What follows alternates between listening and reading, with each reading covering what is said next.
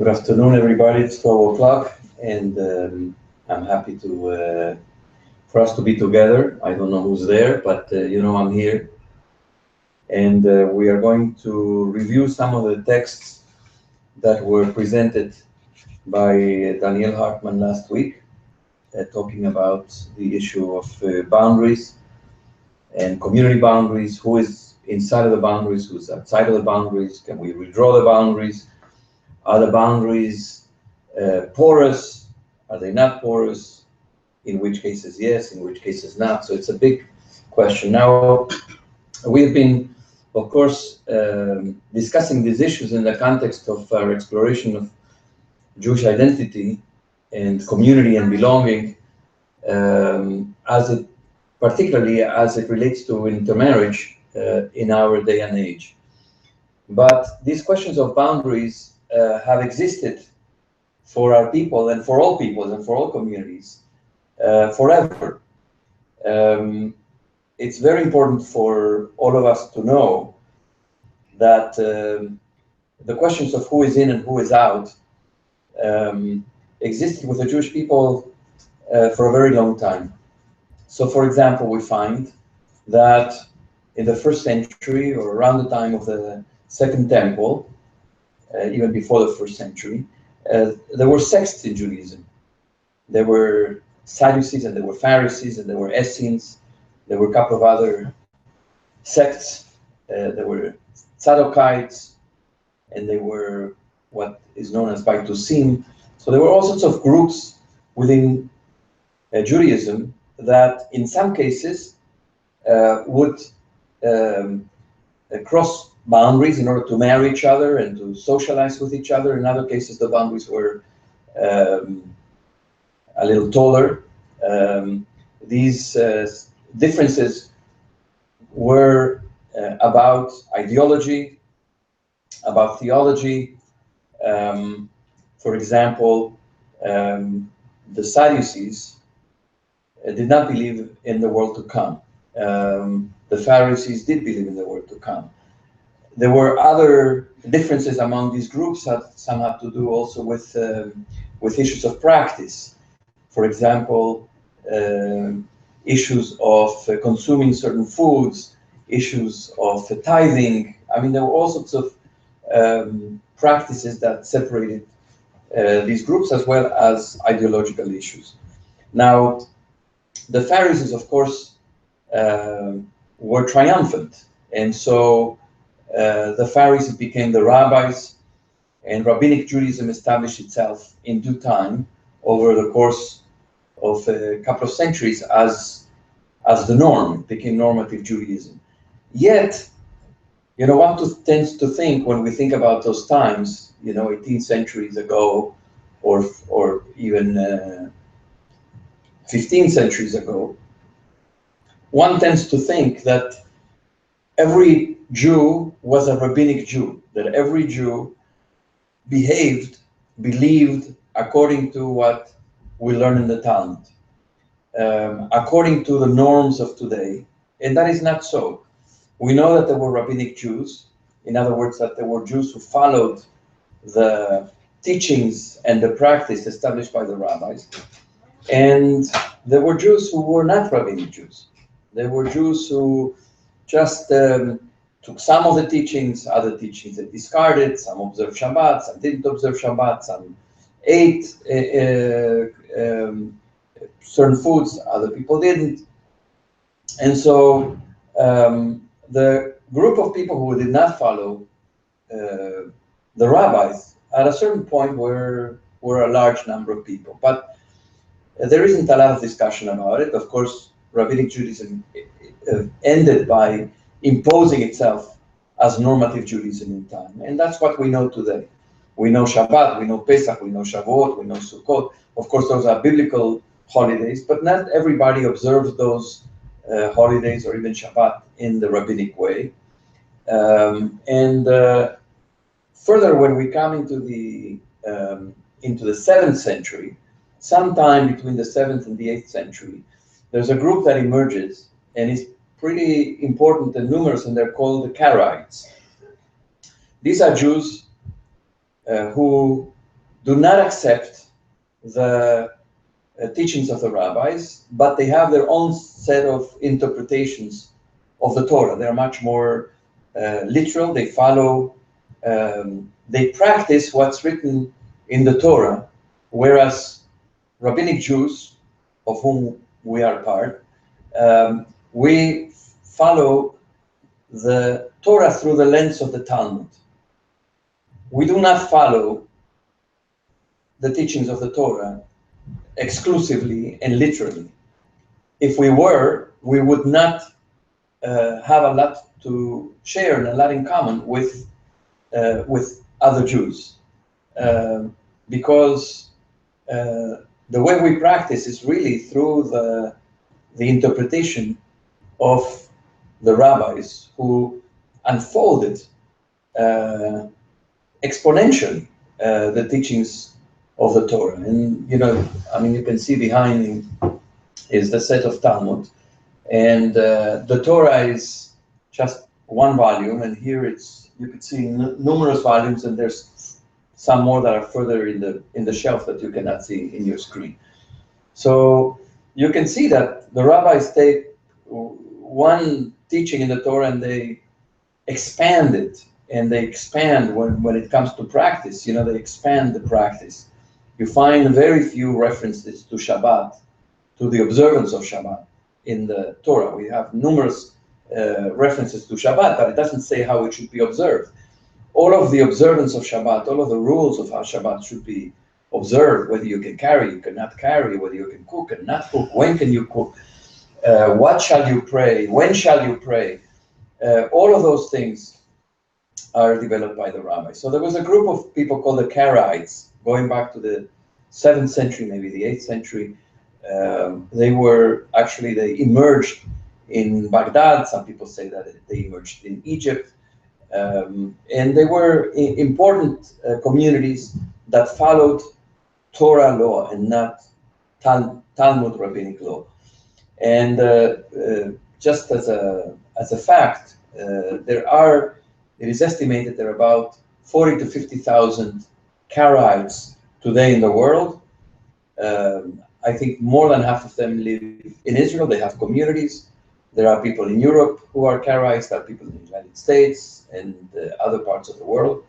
They have their own synagogues, their own practice. And the question back in Maimonides' time, and we're going to come soon to the first text, the question at the time of Maimonides, at the time of dealing with Karaite communities, Maimonides lived in Cairo. And in Cairo, there was a significant Rabbinite community, of course, and there was also a not insignificant Karaite community. So the question is, to what extent do we accept diversity in the Jewish people? So we have diversity, we live with diversity in the Jewish people. We have Orthodox Jews, Reconstructionists, conservative, Reform, people who do not practice. We're all within the boundaries of Judaism, of considering each other Jews. We don't necessarily accept each other's rabbis or rulings or ways of living, but by and large, we accept each other as Jews. So we live within those boundaries without diversity. So the question is, when that diversity, or somebody who is so diverse, who no longer fits within the established boundaries, when do we say that somebody has crossed a boundary?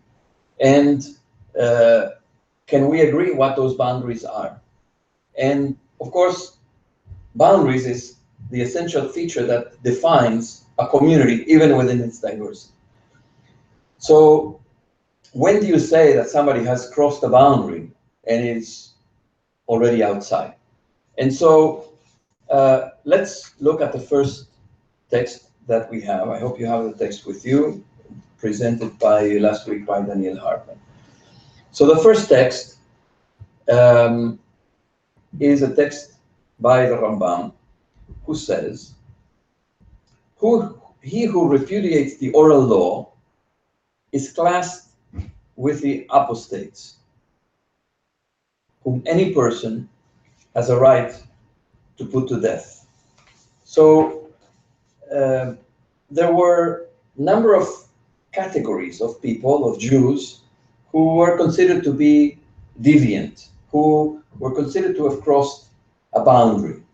And these are in order of severity. The so-called minim were the most dangerous. These people were sort of idolaters. Meshumadim were people who had converted to another religion. Then there's apikoros. The apikoros are the people who reject the teachings of the rabbis, but they haven't converted to another religion. And they are the kofrim, people who deny certain dogmas or doctrines within Judaism, such as, for example, the existence of the Olam Haba or the resurrection of the dead or things like that. So there are a number of different categories of deviance. So the question here is that he who repudiates the oral law is classed with the apostates. And then the Rambam goes further. As soon as it is made public that he has repudiated the oral law, he's cast into the pit and he's not rescued from it. In other words, he can be left to perish because he has crossed a boundary that is deemed to be to deserve death. Further, he says he is placed on a par with the apostates and those who deny the divine origin of Scripture, informers, and meshumadim. You have here a number of these different categories of people who cross the boundaries, all of whom are ruled out of the community of Israel. No witnesses or previous warnings or judges are required. In other words, these people can be put into the pit and you can remove the ladder and these people are left to die without any requirement, any procedural requirements. No witnesses, no previous warning, no judges are required. When somebody is accused of a capital offense, there has to be a warning before the person commits the crime. There has to be witnesses, there has to be judges. In this case, the transgression and the crossing of the boundary is so severe that none of these procedural requirements are necessary. Whoever puts any of them to death fulfills a great precept. I mean, it sounds awful. It sounds really terrible. A terrible language, pretty stark. So you can see that there was some sort of a very deep threat that was felt by the community and by its leaders, like the Rambam. The threat that these people who crossed the boundaries presented to the community, it really was an attack, or it presented a threat to the integrity of the community. I mean, if people would be allowed to get away with these type of transgressions or crossing the boundary, they so felt, the leaders of the community, it could affect the integrity of the community. Now the Rambam is going to qualify what he means by this type of punishment. This applies only to one who repudiates the oral law as a result of his reasoned opinion and conclusion, who walks like-mindedly in the stubbornness of his heart, denying first the oral law, as Tzadok and Baitos did. These are people back from the time of the Second Temple, all who went astray. But their children and grandchildren, who misguided by their parents, were raised among the Karaites and trained in their views, are like a child taken captive by them and raised in their religion, whose status is like that one who was coerced to do so, since he was reared in the erroneous ways of his fathers. Therefore, efforts should be made to bring them back in repentance, to draw them near with the help of friendly relations, so that they may return to the strength-giving source of the Torah. So this is a huge shift from the first two points that the Rambam made in this section.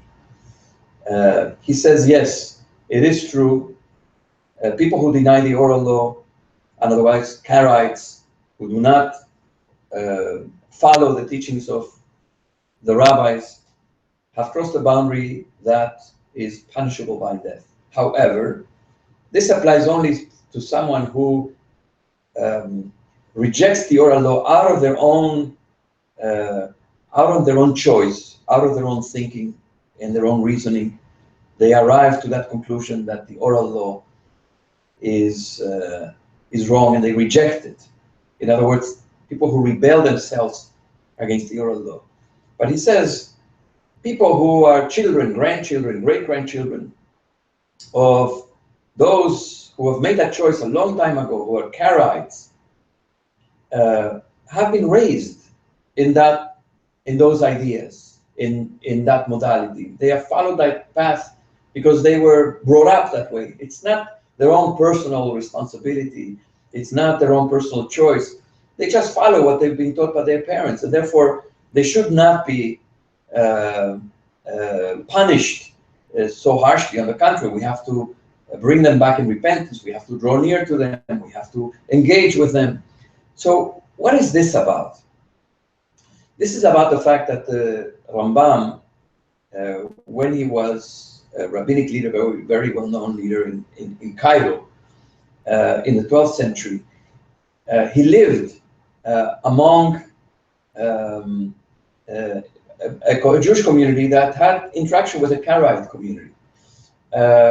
Karaites and Rabbinite Jews lived together in proximity. They encountered each other in social occasions. They were neighbors. They did pray in different synagogues, but one would step into the synagogue of the other, such as we have some cases today. But they lived in proximity, and so the question is, if you're going to exclude and even consider them to be such sinners that they would be deserving of capital punishment, it would be atrocious.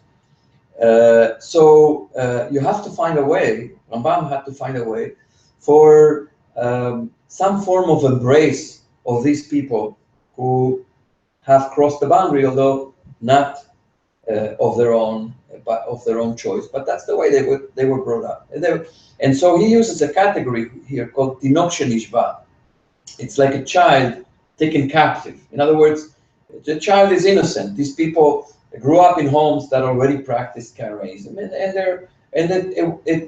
they're innocent.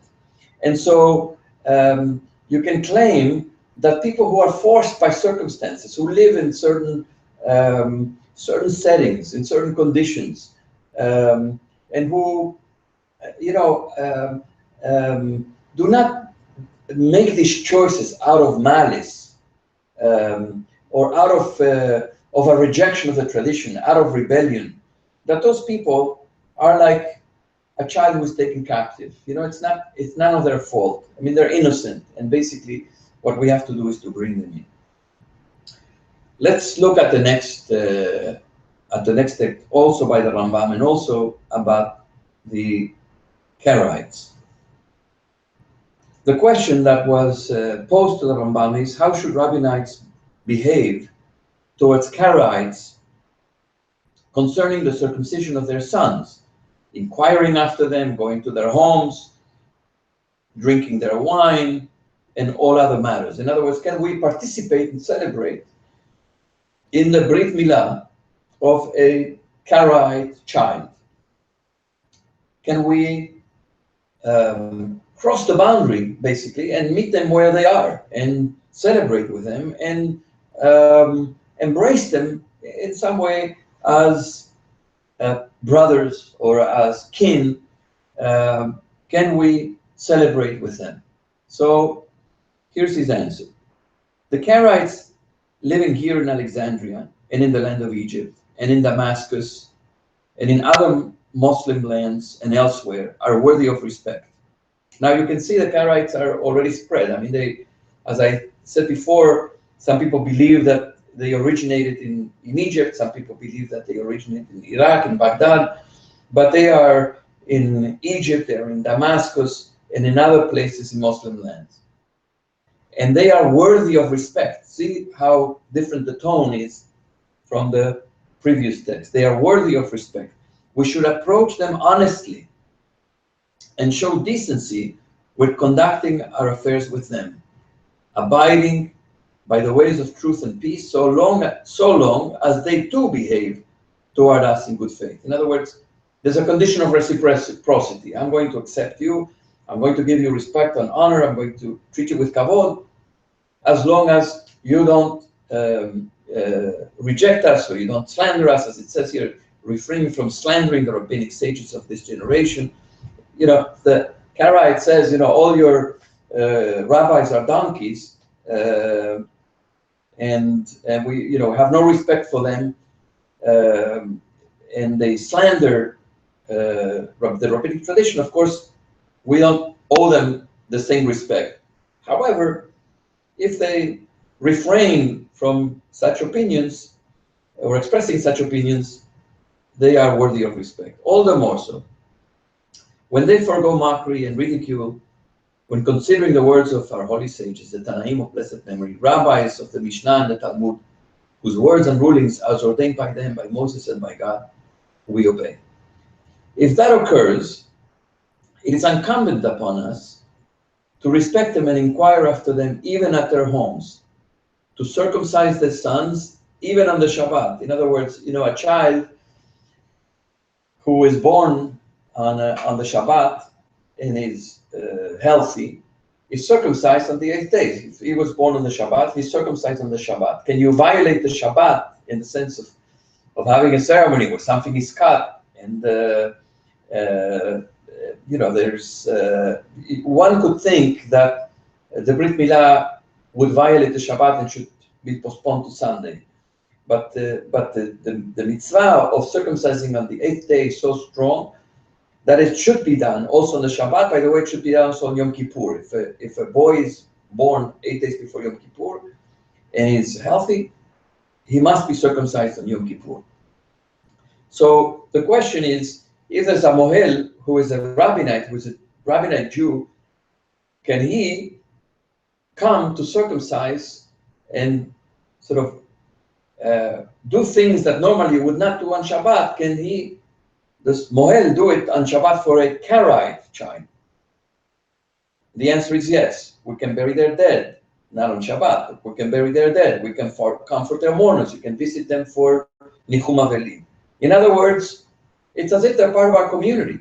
The fact that they're Karaites does not mean we can't participate, celebrate with them, and reach out to them.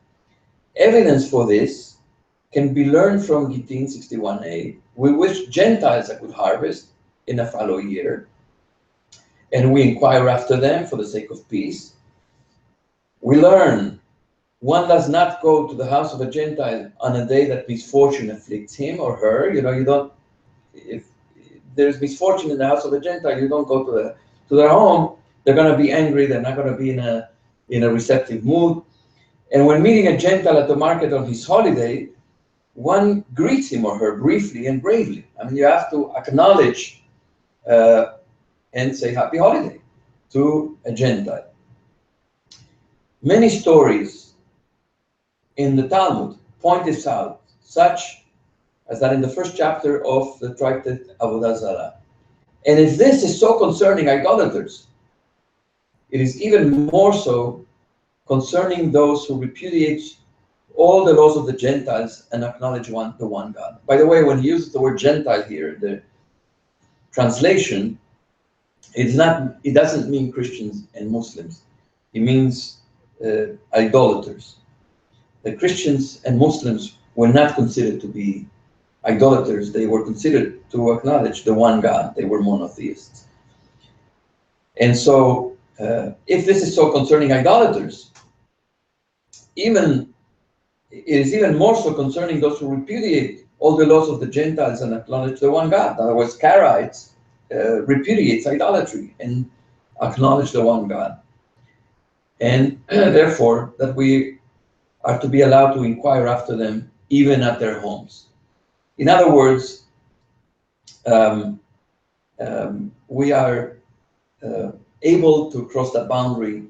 We are able to build community with them and to see really what we have in common. We know what we don't have in common with them, with the Karaites. They do not follow the oral law as we do. But we have many other things in common. Here it is. It says they observe Shabbat, they circumcise their kids, they comfort the mourners just the way we do it.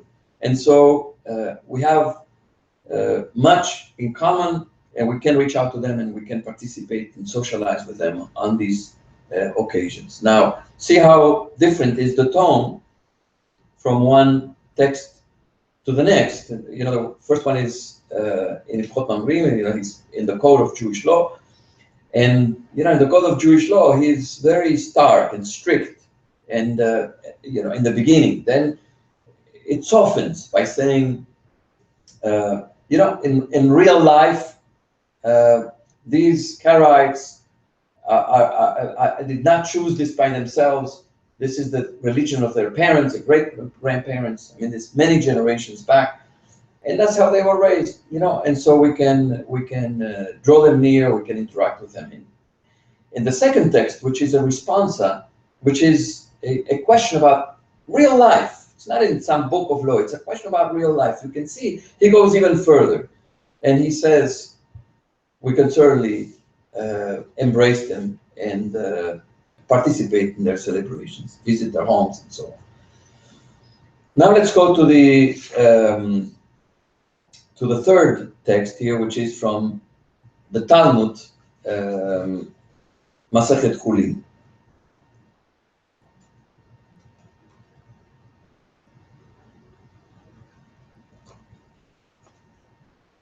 Okay, there's a verse in the book of Leviticus that says, Adam mikem ki yakriv korban. A person among you who brings a sacrifice. The text goes on. So it says here, and then there's a statement actually that says that one can accept sacrifices from sinners. So here's the contradiction. It says, Adam miken, one of you. The text could have been said when a person brings a sacrifice, but here it says when one of you brings a sacrifice, or one among you means not all of you. One among you means not all of you. Whom is the text excluding according to this interpretation? It's excluding a meshumad. A meshumad is somebody who actually crossed the boundary to convert to another religion. And then it says, one should accept sacrifices from Israel's sinners. Well, if you exclude a meshumad, but you can accept sacrifices from Israelite sinners, isn't there a contradiction? Isn't the meshumad a sinner? If the meshumad is a sinner, shouldn't we accept their sacrifices in the temple? Text says there is no contradiction. The meshumad who is excluded here refers to one who is a meshumad because he rejects the whole Torah. While a felon or a sinner who is allowed to bring sacrifices refers to a meshumad who rejects one particular law. In other words, here there's a very interesting thing that the Talmud does. It splits the meshumad category, the person who crosses that boundary, called meshumad, into two channels. First channel is the meshumad who rejects the whole Torah. He says, I reject the whole Torah. I don't believe in Judaism. I don't believe in anything that you have to teach. Nothing about the Torah. I don't believe in the divine origin of the Torah, and I believe in anything that the Torah teaches. That's a person who rejects completely Judaism, has crossed the boundary. That person cannot offer a sacrifice. But there's another channel called another type of meshumad, which rejects only one particular law. And that person is considered to be not an entire full Meshumah, considered a sort of a lesser Meshumah, and he is able to bring a sacrifice because he's considered to be a sinner. So the distinction here that the Talmud makes is between a rejection of all of Judaism or a rejection of only part of Judaism. And usually what's, if the text goes on here of the Talmud, you don't have the text with you, but the rest of the text refers to the rejection of the Meshumad, who is the lesser Meshumad, who doesn't reject the whole Torah. What does he reject? He publicly rejects the observance of Shabbat. In other words, he violates the Shabbat publicly. Even that person, according to the Talmud, who's called a Meshumad, doesn't reject the whole Torah, is able to bring a sacrifice. So there's a distinction between somebody who steps completely out of the boundary and somebody who only chooses to reject part of the Torah. In other words, as long as you don't reject the whole, you can be included, and we can embrace you, and you can participate in the ritual. I mean, in the ritual of sacrifice. We're talking about sacrifices in the temple. As long as you didn't reject the whole, you can still be included and participate in the ritual. You're a sinner, but you can participate in the ritual. Now, the rejection of Shabbat or the violation of Shabbat in public was a grave offense, and it was considered to be a rejection not of the whole Torah, of course, and not of the whole belief system, but it was considered to be a rejection of Jewish community. I don't live like you. I mean, there was a certain norm of Shabbat observance. Not everybody did it exactly the same, but everybody agreed that we all share in the norm of Shabbat observance. And if somebody violated it in public, it meant that that person was setting himself or herself apart from the community. It was not a rejection of the whole Torah, but it was a rejection of community. And according to the Talmud, even that person could participate in the ritual of sacrifice. Now, I would like to actually continue with the next text, which is text number 4, which I don't think Daniel got to, but I think it's an interesting text to look at. So let's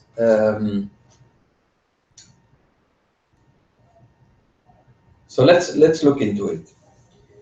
This is by Rabbi David Zvi Hoffman. He lived in Austria and in Germany in the second half of the 19th century. He was a very big halachic authority. He was a great scholar, and he was a teacher in the Shimshon Raphael Hirsch seminary. And he responded to lots of questions that people had about practical issues in their lives. So it says here, the question is, in Armenian, there are those who violate the Shabbat in public. Are we allowed to include them? In other words, can we count them as part of the minyan? What's the issue here? Well, there's no question that the person who comes to that shul and wants to be counted in the minyan is Jewish. There's no question about that. But what boundary did they transgress? Which boundary did they cross? They crossed the boundary of maintaining the norm of Shabbat in public. You know, what people do in their homes, nobody needs to know. But in public, you know, the violation of Shabbat in public, as I said before, was some sort of a rejection of the norm of the community. And so, you know, there was a fear that if everybody would violate Shabbat in public, who didn't believe in Shabbat, didn't observe Shabbat, it would threaten the integrity of the community. It would threaten the communal norms. And you know, we at BJ, for example, we have a certain norms of Shabbat. You know, even if most of us use electricity. You know, we don't use cell phones on Shabbat, and we don't allow even those who use cell phones in their home or in the street. We don't allow the use of cell phones in the synagogue. You know, it's a violation of Shabbat, of the spirit of Shabbat. You know, there are a lot of members, of course, who don't observe kashrut. You know, that's up to everybody to make. Every person can make that decision. But in our communal spaces, we respect the norm of kashrut. You know, it maintains the integrity of the community, and we all participate in supporting and sustaining our communal norms. So the question here was a person who violated the Shabbat in public and came to the shul. Could he, and at the time it was just he who was counting, not she's were not counted in the minyan in those days. Is he allowed to be counted in the minyan? Answer: